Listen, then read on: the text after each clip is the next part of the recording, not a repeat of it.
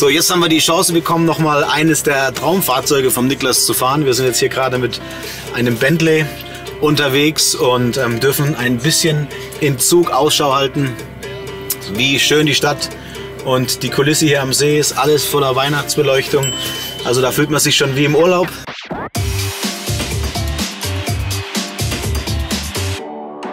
So here we are, and I get all gold bugs on this world will get goosebumps with this treasure. So I pretty love it. There's not only gold, there's also platinum and palladium.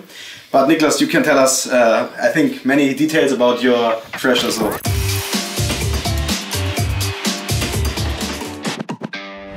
Let's start maybe with the most famous one, the KRÜGERRAND. Yeah, this. You asked if I could pull out some treasure on the table, and I did. So the KRÜGERRAND is, of course, one of the most normal ways to own Anlage gold for private persons.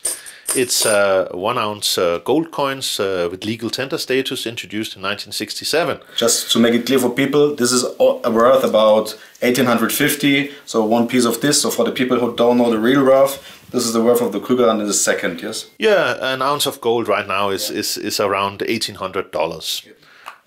Then. Here is the mother of all KRÜGERRANDs. I bought that from you 3 years ago. So on the 50-year jubileum of the KRÜGERRAND in 2017, they made 50 times as big. And I really love this one. The interesting thing here, there's a special mark on it, the so-called private mark, where you see the 50-year KRÜGERRAND, 67 to 2017. And there's only existing 50 pieces on the world of this, and they coming in a box. The box is nearly, I don't know, it's insane. So it's built by the Rolex watch box builders. It was very nicely wrapped, but I couldn't have the box in the safes. It's insane to have a safe that has this much space. Then something I think is very underrated is old circulation gold coins that have no special numismatic value. These are 20 francs from Switzerland, also called wenige. And here you have some $20 coins. Very interesting is here that they were never forbidden. The Frenelis is one of the only coins worldwide that were never forbidden. So when you need it for crisis protection, this is my favorite. Yeah, and they also have a small size. Unfortunately, they're getting to be a little bit expensive, around 10-11% premium, and then it starts to hurt. The double eagles, Liberty head from the US, $20 pieces. These were the things you had to hand in the gold confiscation in the 30s if you were American. But a lot of these were lying in banks abroad, so you can still buy them often and very cheap to the gold price, maybe a few percent difference. Then, of course, we have bullion bars. But this is more a collector's bar when you look a little bit. It's a bullion bar, but this special too. Yeah, these are, of course, from the Rothschild family, the inventors of modern banking. We owe them a lot, but on the same time, they also are the foundation of what became a little bit of a crazy system these days. But still, it's history. And these two antique bars, I think you found also for me in Germany.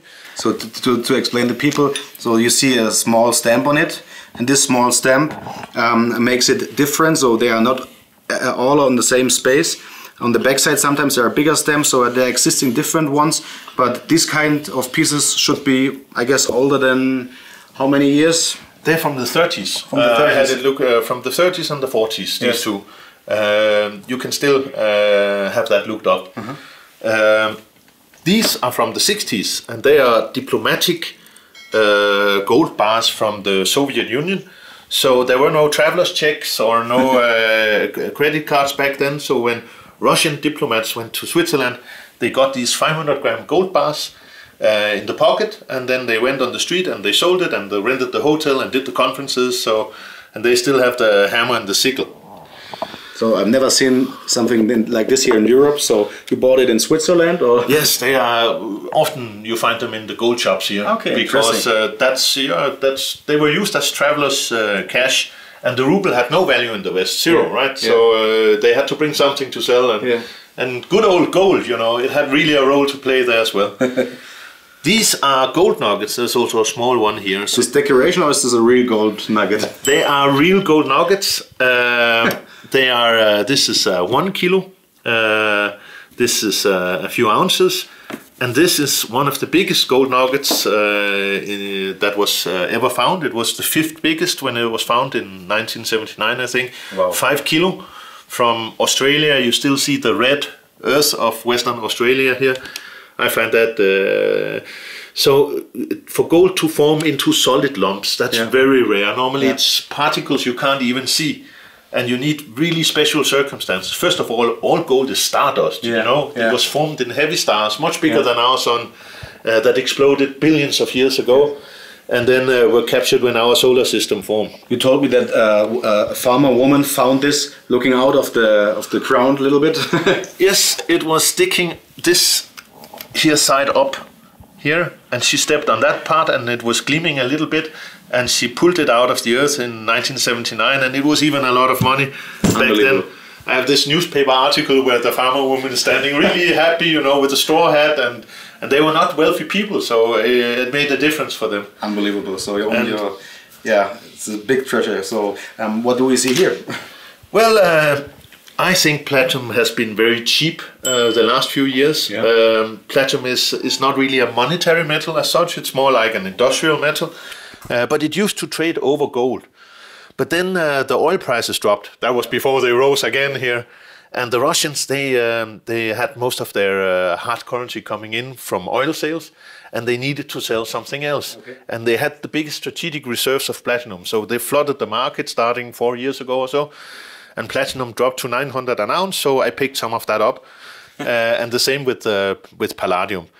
These are special taste precious metals. I just had them lying around, so I thought they were we never see them, well. We don't see them very often, so we are also selling a few pieces each month. So this is very special products that you don't see when you look in the. The problem is, of course, the Mehrwertsteuer. How is it in Switzerland also? Yeah, it's also with Mehrwertsteuer, but our Mehrwertsteuer is only 7.7%. So there you can say, God damn it, I'm gonna buy it anyway. But in Germany with 19%, it's a bit heavy. But then, of course, you can look at the zollfrei Lager. Then we have smaller bullion bars, very nice. Also, some of them are Rothschild. So you see them, there's no stamp on the back side. So there are 2 on the front side. They are also existing with the back side stamps, but these are more here. And then, of course, Central Bank 400 ounce gold bar. A real one? Well, try to pick it up. What do you think? No, it can be. I usually say if you can take it with 2 fingers, you can keep it. You know, these glass boxes where the people try to get out this. When they see this the first time, this was the feeling that I had before when I touched it. So insane. So this is a real beauty. And but my favorite. It was very funny when I ordered it because I have a monetary museum with a lot of historic money, and there was a big hole where the central bank gold bar should be. When I ordered it, they were like, we make it only for you. Nobody has been ordering that for 5 years. Really? Yeah, at the foundry. So they are sitting at Tessin, yes? So they don't make these anymore, and this is the 1 kilo bar is now the standard. So this is only existing one time in a private. I'm not sure it's only one time, but maybe there were 3 idiots that year that said, I want a 400 ounce bar, and they made them specifically for us. And then a little bit as for fun, I also brought in a little bit of physical Bitcoin. And so Bitcoin is born digitally. Bitcoin is data.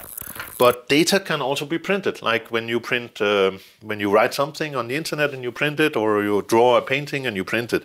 And this is printed Bitcoin. In these Bitcoin banknotes that we make ourselves, the access to the data is behind this scratch-off layer here. And then we cover it with UV ink, that you can see that it's not been touched. And then they have some very nice designs with the 26 stars that you see on the Swiss coins for the cantons. And I think I spoofed I paraphrased the Federal Reserve note slogan here. So with very small, it says, this note contains voluntary tender, not legal tender, in the form of data, which is not debt, neither public nor private. The Federal Reserve note said, this contains legal tender, which you must accept for all debts, public or private. And there's an element of force. That is actually... That you invented, yes? This piece of paper? Or yes and no. Because here you have one of the original physical Bitcoins that a guy called Casasius, who I actually know well, made back in the day in 2010, 11, 12. He made these coins, 13 also. And he said he was the one that made the concept. You can also print the private key, the data part of Bitcoin, and put it into an object. And that's this. So on the back here, you can open the coin and then you can get into the Bitcoin. We just did it with paper bills as well. Yeah. And they are actually very popular by, you know, Swiss Anlage people, because you cannot really hack a piece of paper. It can only be stolen if people can get to it. But then you're fucked. But that's the same with the gold, right? Yeah, and this Casasius coin, so there are still existing 500 people on Earth, you told.